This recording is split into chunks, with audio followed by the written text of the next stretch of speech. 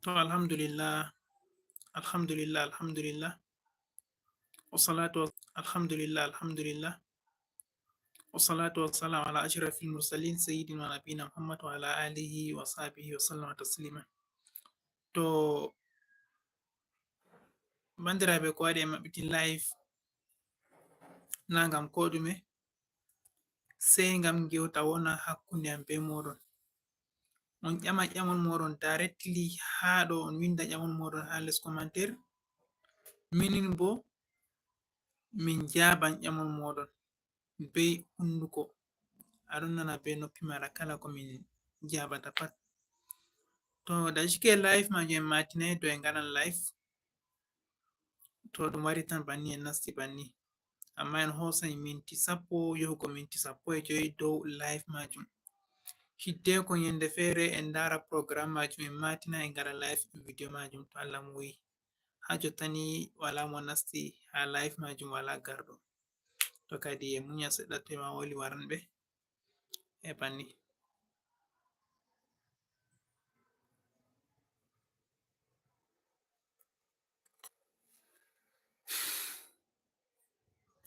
On himɓe fere ɗon ƴama amin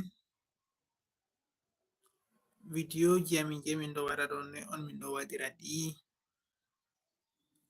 To be telephone on en ɗo waɗa na ko bo na be telephone en ɗo waɗa videoji man. To bandiraɓe ko mi yiɗi mi jabon ha ɗo aran hidde komin fuɗɗa aran min ɗo waɗa ɗum be telephone. To alhamdulillah be bauɗe Allah subhanahu wa ta'ala hokki amin bauɗe daga be telephone ha warti be camera. To alhamdulillah ɗo ando ɗum dokkal Allah on. Mi yettiri ɗum bo Allah sosai. To daga mi joɗo daiɗum mi waɗa vuwa wangata boɗɗum ha mi heɓi micro, mi heɓi ring light ha mi maɓɓiti an kam foti mbi'a ɗum studio on. To ɗum man fu man ɗo ɗum dokkal Allah on. To kala ko a wata e yeso a wi ha waɗa a heɓa pat sai munyal wona ha ton. Munyal wona ha ton. To aɗon munyi ɗum yahan bana ɓernde yiɗi. E to munyal wala bo ɗum yahata. Ngam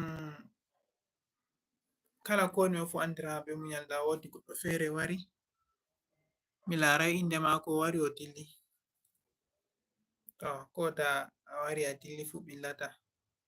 Amma wargo maɗa ha ɗo man ɗo ɗum wodi nafuda sosai a ƴama ƴamol maɗa min jaba. Ɗum wodi nafuda. Mi wara seɗɗa minti gotel.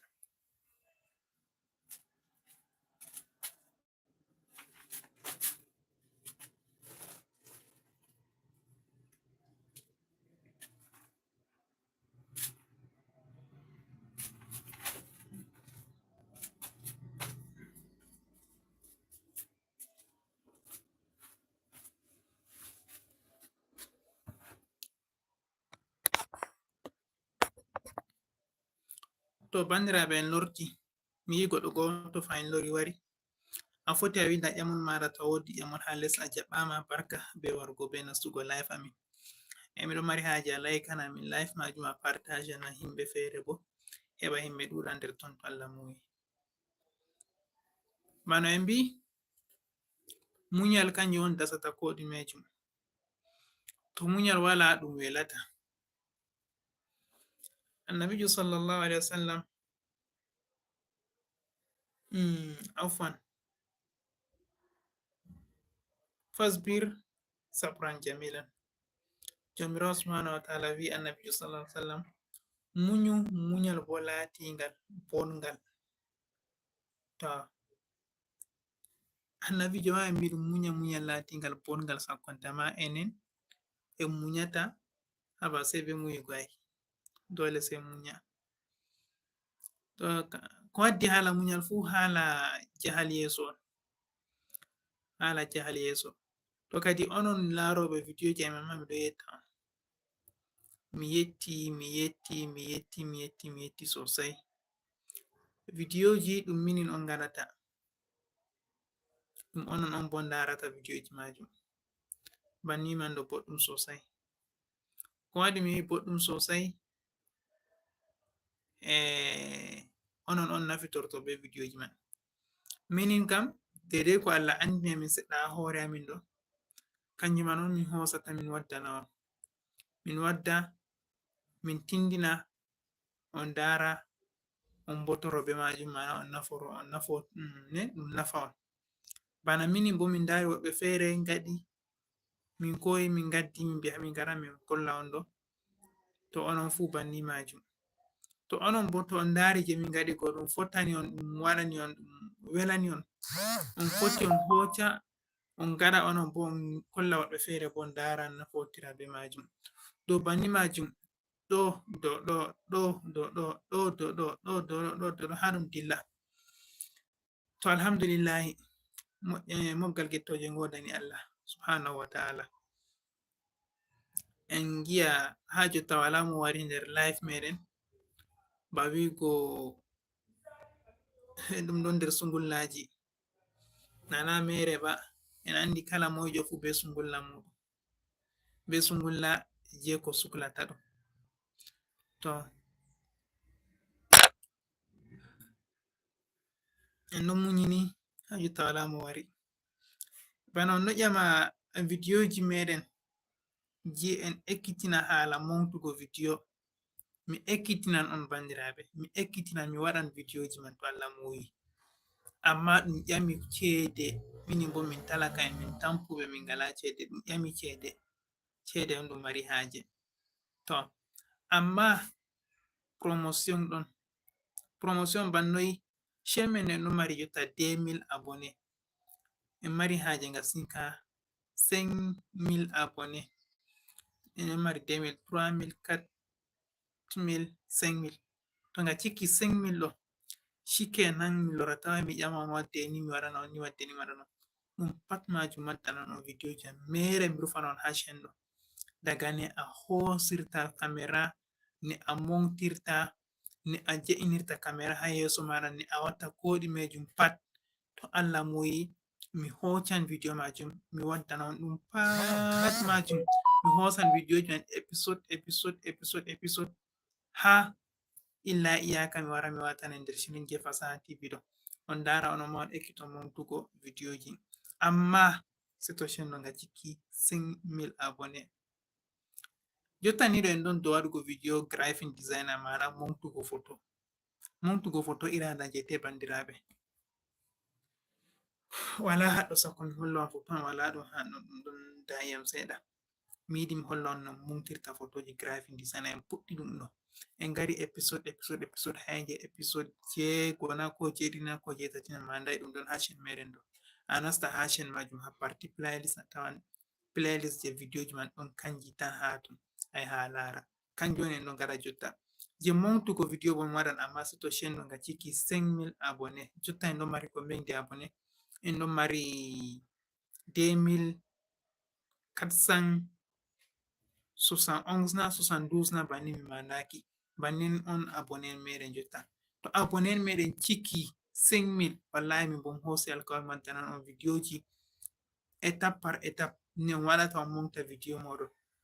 Ne a filmirta man ma tawan go'o, irada jamin ɗo. Ne a filmirta, ta a filmi, ne a waɗata dande ma wanga sosai ha video. Mi fotai mi limtana on banni haɗɗo bandiraɓe. Seto mi waddani en video majum inchallah. Commentaire ɗo maɓɓiti, kala o mari haje amon pat winda ƴama muɗum ha les commentaire. Mi ɗon lara himɓe ɗiɗo ngari ha ɗo, kamɓe amma ɓe koci mi yi ba ɓe dilli.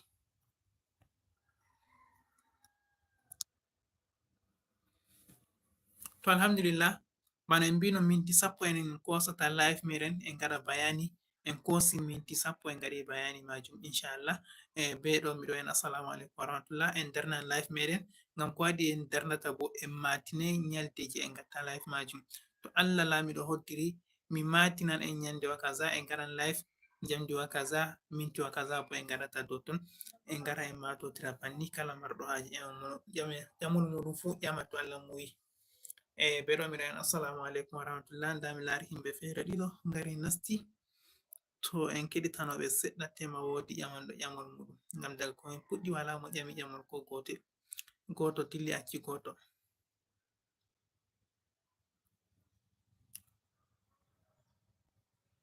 goto dilli acci goto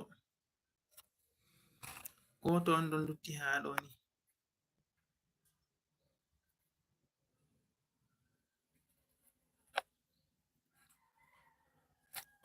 ok commentaire man ɗon no maɓɓi jotton e maɓɓiti commentaire majum afwan hade muñal himɓe ɗiɗo to a woodi ƴamal a ƴama ƴamal maɗa banda himɓe tato kala mo mari haji ƴamal pat ƴama ƴamal mum min gadi minti 11 ha ɗo banni to wala ƴamal bo shikenan ba en neɓi ha live majum en gadi minti 11 bandam to a woodi ƴamol ƴamu ƴamal maɗa himɓe ɗiɗon dilli acci goɗɗo gotan bo to dilli shikenan sai maɓɓa live majum amma hidde kam live majum en mari haje en gara do'a Allah fecinan en gurdamji meɗen Allah yaafo en yafano en saroji meɗen Allah hinnoɓe ɓesda hinnagoɓe enen bo luttuɓe ha ɗo Allah ɓesdana en jamu be jutal balɗe Allah hokku en bawɗe no ɗotanoroɗen saro en meɗen Allah hokku en bo barkaji saro en meɗen بجاه سيد الوجود صلى الله عليه وسلم اللهم صل على سيدنا محمد وعلى آل محمد كما صليت ورحمت وباركت على إبراهيم وعلى آل إبراهيم في العالمين إنك حميد مجيد اللهم صل على سيدنا محمد الفاتح لما أغلق الخاتم لما سبق ناصر الحق بالحق والهادي إلى صراطك المستقيم وعلى آله حق قدره ومقدار العظيم سبحان ربك رب العزة عما يصفون وسلام على المرسلين والحمد لله رب العالمين دون رحيم بنا يدون هذا ƴamol on ta woodi ƴamol maɗa ƴama min jaabe nden ƴamol go yimɓe nayo man fu wala mo ƴami ƴamol maɓɓe ɓe ɗon tan ɓe ɗon dara yam banni min ndi mi wi'ata on to on ƴami se mi jaabon